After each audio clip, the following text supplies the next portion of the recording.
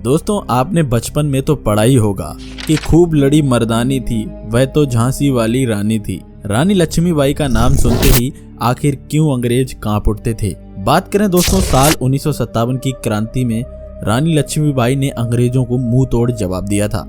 जी हाँ, युद्ध के दौरान सैकड़ों ब्रिटिश सेना झांसी की रानी लक्ष्मीबाई को जिंदा नहीं पकड़ पाई थी।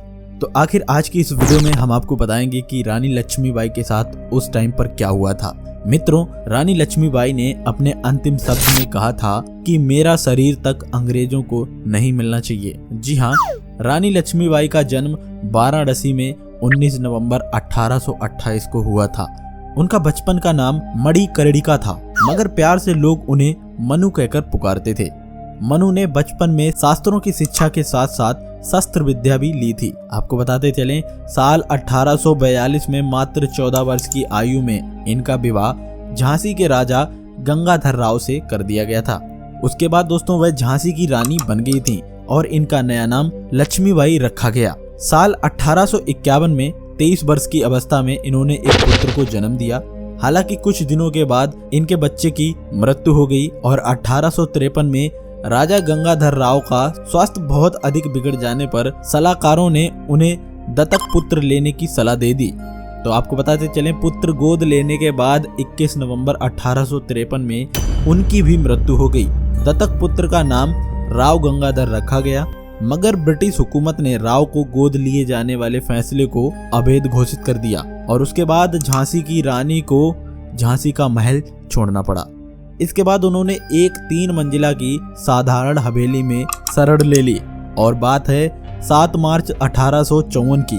उस समय अंग्रेजों ने झांसी को ब्रिटिश साम्राज्य में मिला लिया था। ये बात झांसी की रानी को सहन नहीं हुई और उन्होंने अंग्रेजों के खिलाफ मोर्चा निकाला और कहा कि मैं झांसी को अंग्रेजों के हवाले बिल्कुल नहीं करूंगी। रानी लक्ष्मीबाई ने झांसी की सुरक्षा के लिए एक स्वयं सेना बनाई। इसमें महिलाओं को भर्ती किया गया और उसके बाद बाकायदा युद्ध की ट्रेनिंग भी सभी को दी गई। 1858 के जनवरी माह में अंग्रेजों ने झांसी की ओर बढ़ना शुरू कर दिया और मार्च महीना आते आते शहर को पूरी तरीके से घेर लिया। मित्रों, फिर अंग्रेजों ने युद्ध को चालू कर दिया। इस समय रानी लक्ष्मीबाई ने तात्या टोपे से मदद मांगी और तात्या टोपे ने 20,000 की सेना के साथ अंग्रेजों से टक्कर लेने के लिए डट गए, मगर अफसोस की बात यह है कि वो पराजित हो गए। तारीख थी 18 जून 1858। रानी को अंग्रेजों ने चारों तरफ से घेर लिया था, मगर रानी लक्ष्मीबाई ने भी अंग्रेजों को मुंह तोड़ जवाब दिया। ब्रिटिश सैनिक युद्ध करते करते थकते कि इससे पहले एक रिजर्व सैन्य टुकड़ी आ गई। इस सैन्य टुकड़ी के अचानक से युद्ध में कूदने से ब्रिटिश खेमे में फिर से जान आ गई, मगर वहीं अंग्रेजों की इस चाल को तुरंत रानी लक्ष्मीबाई समझ चुकी थी। युद्ध लड़ते रानी के सैनिकों की संख्या धीरे धीरे कम होती चली जा रही थी। अब रानी को लगा कि यहाँ से पीछे हटने में ही भलाई है और अंग्रेजों को चकमा देकर युद्ध के मैदान से वह इतनी तेजी से निकली कि अंग्रेजों को कुछ समझ ही नहीं आया। रानी और उनके सैनिक युद्ध के मैदान से करीब 1 मील की दूरी पर चले गए थे, मगर तब तक वहां भी अंग्रेज सैनिक पीछा करते करते आ पहुंचे। कैप्टन रॉडी ब्लैक सी वह पहले इंसान थे जिन्होंने रानी लक्ष्मीबाई को युद्ध के मैदान में लड़ते हुए सबसे पहले देखा था। इससे पहले कभी किसी अंग्रेज सैनिक को यह बात मालूम नहीं थी कि रानी लक्ष्मीबाई कैसी हैं और वो कैसे युद्ध करती हैं, कैसी दिखती हैं। कैप्टन रॉडिक ने बताया कि रानी लक्ष्मीबाई युद्ध के दौरान घोड़े की लगाम अपने दांतों से दबाई हुई थी और दोनों हाथों से तलवार लगातार चला रही थी। और दोस्तों उन्होंने ये भी बताया कि एक साथ दोनों तरफ से वह वार कर रही थी। इसके बाद लड़ाई एक नए सिरे से फिर से शुरू होती है। रानी लक्ष्मीबाई के एक सैनिक के मुकाबले अंग्रेज के 2 सैनिक लड़ रहे थे। लड़ते लड़ते एक अंग्रेज सैनिक ने रानी लक्ष्मीबाई की छाती में संगीन को घोंप दिया, लेकिन रानी ने तुरंत मुड़कर अपने ऊपर हमला करने वाले अंग्रेज पर पूरी तरह से ताकत के साथ वार किया, जिसमें उसको भी काफी चोट लग गई।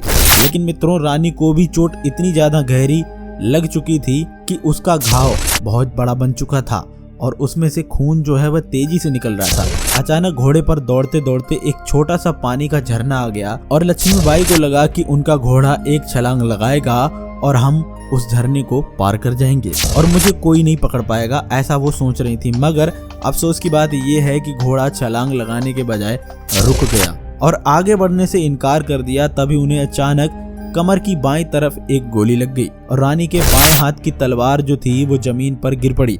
उन्होंने हाथ से कमर से निकलने वाले खून को दबाकर रोकने की कोशिश की, मगर तब तक एक अंग्रेज सैनिक रानी के घोड़े के बगल में आ पहुंचा। उसने रानी पर वार करने के लिए अपनी तलवार उठाई। रानी ने भी उसके वार को रोकने के लिए दाहिने हाथ में पकड़ी तलवार ऊपर की, मगर उस अंग्रेज की तलवार उनके सिर पर इतनी तेजी से लगी कि उनका माथा फट गया। उस चोट से निकलने वाले खून से लगभग रानी अंधी हो गई थी, मगर तभी भी रानी ने पूरी ताकत के साथ उस अंग्रेज सैनिक पर जवाबी वार किया, मगर वो सिर्फ उसके कंधे को घायल कर पाई। रानी घोड़े से गिर गई, मगर तभी अचानक उनके एक सैनिक ने अपने घोड़े से कूदकर उन्हें अपने हाथों में उठा लिया और उन्हें पास के एक मंदिर में ले गया। इस समय भी रानी लक्ष्मीबाई की सांसें चल रही थीं। रानी की हालत बहुत ज्यादा बिगड़ गई थी। मंदिर के बाहर लगातार फायरिंग भी हो रही थी और काफी देर बाद रानी के अंतिम सैनिक को गोली लगी। उस समय अंग्रेजों ने सोचा कि अब रानी जिंदा नहीं होंगी, अब हमारा काम पूरा हो गया है। तभी एक अंग्रेजी अधिकारी जोर जोर से चिल्लाकर ये बोलने लगा कि रानी अभी जिंदा हैं। अंग्रेजों की सेना से लड़ते लड़ते रानी काफी घायल हो गई थी। रानी के एक एक अंग्रेज की कटार से लगी चोट के कारण आंख उनकी बंद हो गई थी। उन्होंने बहुत मुश्किल से अपनी दूसरी आंख खोली, मगर उन्हें सब कुछ धुंधला सा दिखाई दे रहा था और मुंह से रुक रुक कर कुछ शब्द निकल रहे थे। मैं दामोदर को तुम्हारी देख रेख में छोड़ती हूँ, उसे छावनी ले जाओ। ऐसे शब्द कुछ उनके मुंह से आ रहे थे। अब तक रानी की सांसें तेजी से चलने लगी थीं। उनकी चोट का खून उनके फेफड़ों में घुस रहा था। वो धीरे धीरे मानो डूबने सी लगी थीं। उन्होंने अपने अंतिम शब्दों में कहा था कि अंग्रेजों को मेरा शरीर तक नहीं मिलना चाहिए। इसके बाद रानी की सांसें रुक जाती हैं और फिर वहां मौजूद रानी के सैनिक ने आनन फानन में कुछ लकड़ियां जमा की और उस पर रानी के पार्थिव शरीर को रखकर आग लगा दी। अंग्रेज बाहर से दनादन गोलियां बरसा रहे थे। मंजर बहुत ज्यादा संगीन था। गोलियों की आवाज बढ़ती चली जा रही थी। मंदिर की दीवार के बाहर अब तक सैकड़ों सैनिक पहुंच गए थे। मंदिर के अंदर सिर्फ 3 राइफल की गोलियां ही बरस रही थीं। पहले एक राइफल शांत हुई, फिर दूसरी और फिर तीसरी राइफल भी शांत हो गई। जब अंग्रेज मंदिर के अंदर घुसे तो वहां से कोई भी आवाज नहीं आ रही थी। सब कुछ शांत था। सबसे पहले अंग्रेजों का कैप्टन अंदर घुसा। वहां रानी के सैनिक और पुजारियों के कई दर्जन शव पड़े हुए थे। एक भी आदमी जीवित नहीं बचा था। उन्हें सिर्फ एक शव की तलाश थी। तभी उनकी नजर एक चिता पर पड़ी जिसकी लपटें अब तक शांत हो चुकी थीं। उन्होंने अपने बोर्ड से उसे बुझाने की कोशिश की। तभी उसमें रानी के शरीर के जले हुए अवशेष दिखाई दिए। रानी की हड्डियां करीब करीब राख बन चुकी थीं। इस तरह रानी लक्ष्मीबाई अपने अंतिम सांस तक लड़ती रहीं। रानी की वीरता को देखकर अंग्रेज कैप्टन ने सादत असल पर उनको सैल्यूट भी किया। इस लड़ाई में सूबे के सैनिक ने लक्ष्मीबाई के बेटे दामोदर को सुरक्षित बचा लिया था, मगर दामोदर ने 2 साल बाद 1860 में अंग्रेजों के सामने आत्मसमर्पण कर दिया। बाद में उसे अंग्रेजों ने पेंशन भी दिया और फिर 58 साल की उम्र में उनकी मौत हो गई। कहते हैं कि जब वो मरे तो पूरी तरह से वे कंगाल थे। उनके वंशज अभी भी इंदौर में रहते हैं और अपने आप को झांसी वाले कहते हैं। रानी की मौत के बाद विद्रोहियों का भी साहस टूट गया था और ग्वालियर पर अंग्रेजों को पूरी तरह से कब्जा करने में आसानी मिल गई थी। बाद में तात्या टोपे को भी पकड़ लिया गया और उन्हें शिवपुरी ले जाया गया और वहां एक पेड़ पर उन्हें फांसी दे दी गई थी। तो इस तरह झांसी की रानी ने अपने अभिमान के लिए अंग्रेजों का डटकर मुकाबला किया और जीवन भर उनकी गुलामी स्वीकार नहीं की, क्योंकि वो चाहती तो एक पेंशनर के रूप में ब्रिटिश हुकूमत के साथ मिलकर काम कर सकती थीं, मगर उन्होंने गुलामी स्वीकार नहीं की और अपनी मातृभूमि के लिए जीवन का बलिदान कर दिया। दोस्तों, कैसी लगी आपको ये कहानी? क्या आप भी चाहते हैं भारत के लिए कुछ करना? तो अपनी राय कमेंट सेक्शन में जरूर भेजें। उम्मीद है आपको ये वीडियो पसंद आई होगी और आप इस वीडियो को रानी लक्ष्मीबाई के बलिदान के लिए जरूर लाइक करेंगे। हम मिलते हैं आपको अगली और वीडियो में। तब तक के लिए धन्यवाद।